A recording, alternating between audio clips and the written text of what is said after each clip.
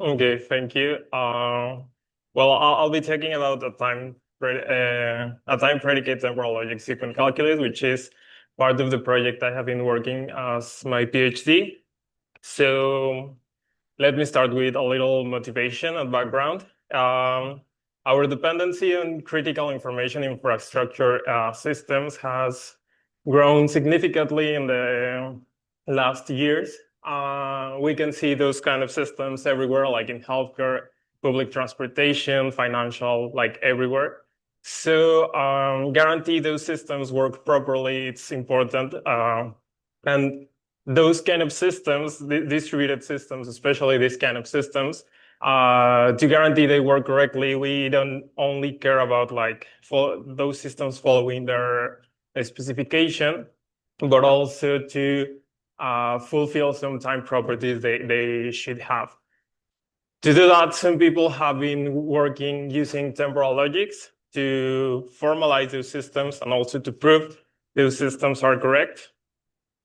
One of the main temporal logic used for this is TPTL, which is time propositional temporal logic. This is basically an extension for linear temporal logic using explicit variables. That means that we can have on the syntax of the logic, we can have like comparisons over time.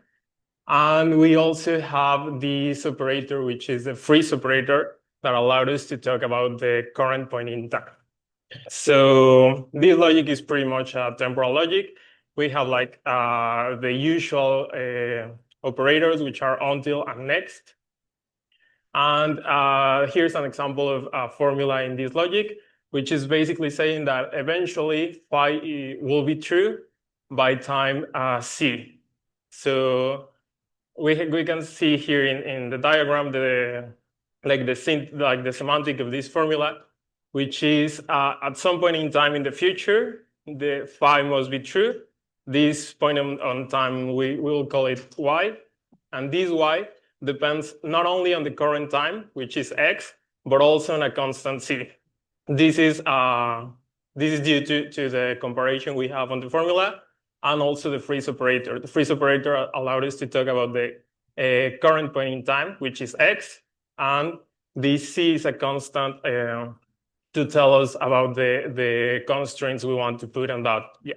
So it's not time reliability. Yeah, it's binding. And this c is a constant that allowed us to bind the amount of time that it will take for phi to be true. So a common extension for TPTL is TPTL plus past that allowed us not only to talk about future properties, but also about past properties. And this extension is basically just adding two new operators, since and yesterday, which are basically the counterparts of until and next, but instead of talking to the future, they are talking about the past. Using this logic, TPTL plus past, we present a calculus that it's a little more general because something about TPTL, something that TPTL doesn't allow us to do is to talk about specifics of the system. It's great to talk about temporal properties, but not properties about the system, such as talking about agents, about messages, about like data exchanging on the system. So what we want to do is extend TPTL plus past. First of all, we add quantifiers. These quantifiers are the thing that would allow us to talk about specifics of the systems. These quantifiers works over agents, nodes, and messages. We have a more general comparison operator that is independent from the current time. This is to simplify the readability of our formulas. And we also have a discrete semantics. TPTL is defined with a continuous semantics. And for the purpose of our investigation, we only care about like discrete semantics. So basically, we're using natural numbers to express time. And all of this is formalized in ACDA, both the logical framework, the calculus, and some examples are formalized already in ACDA. This is the syntax for our calculus, which is basically TPTL plus past. until this point. Then we add the quantifiers. The quantifiers are running over agents, group of agents, and data. And this is the representation we gave of time. Time is basically natural numbers. This is an operator that can be seen as addition in natural numbers, and we have variables over time. For the comparisons, we only have less and equal, and using both and or, we can express any other comparison we want. And our atomic propositions are send, receive, and internal actions over the agents in our system.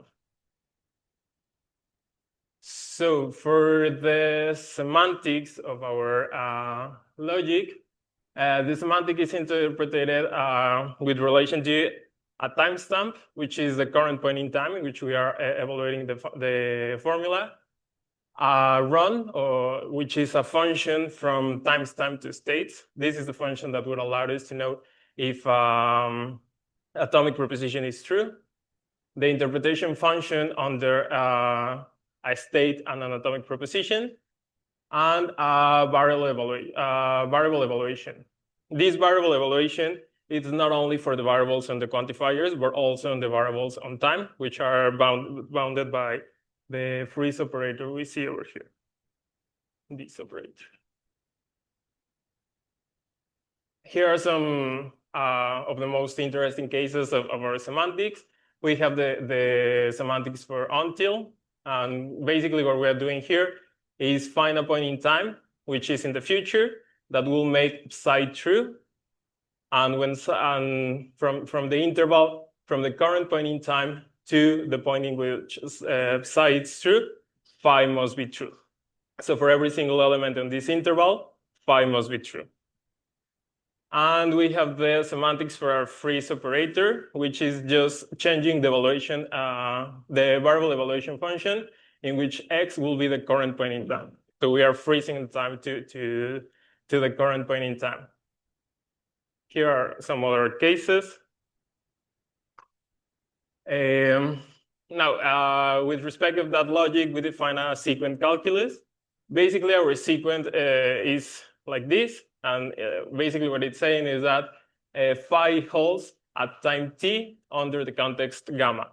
Our context is, the hypotheses in our context are labeled with a time annotation.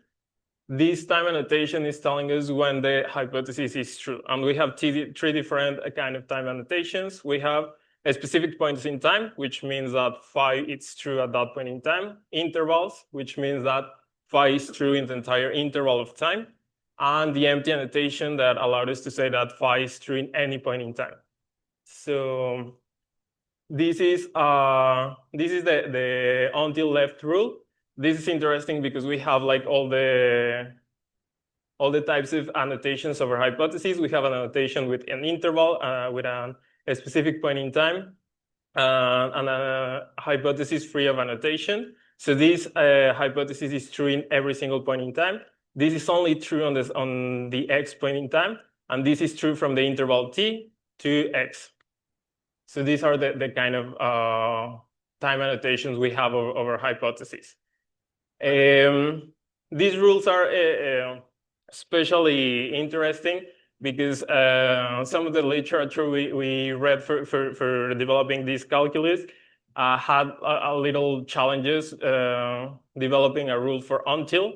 This is because the until operator needs to keep track of the points in time in which phi is true, on which the first part of the until is true.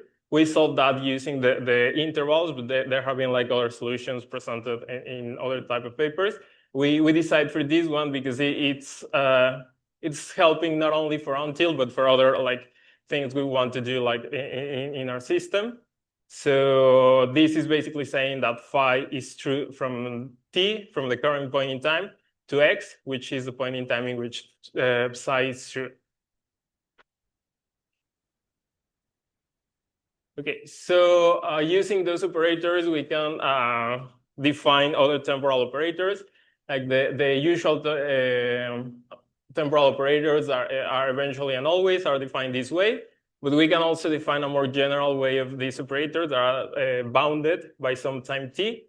This is the eventually bounded operation, which means that phi must be true eventually by time t. So we know phi is true at some point in the future, but it's not any point in the future. It's bounded by time t.